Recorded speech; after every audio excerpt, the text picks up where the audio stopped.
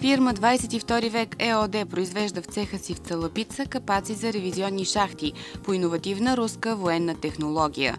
Лицензът за полимер пясъчни изделия е закупен от фирма ЦУЛО ЕООД Русия. Капаците за шахти се произвеждат по модерна екотехнология. При обработването на сепарираната от сметището пластмаса не се отделят вредни емисии и не се получава отпадъчен продукт.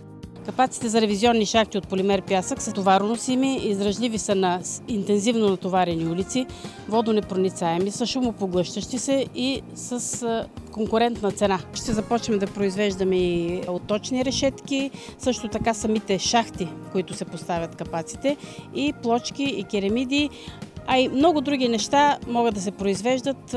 Технологията е много перспективна, с много широко приложение. Фирма 22 век ЕООД предлага цветни идеи за екологичен бизнес, а всички продукти имат 7 годишна гаранция и сертификати по БДС.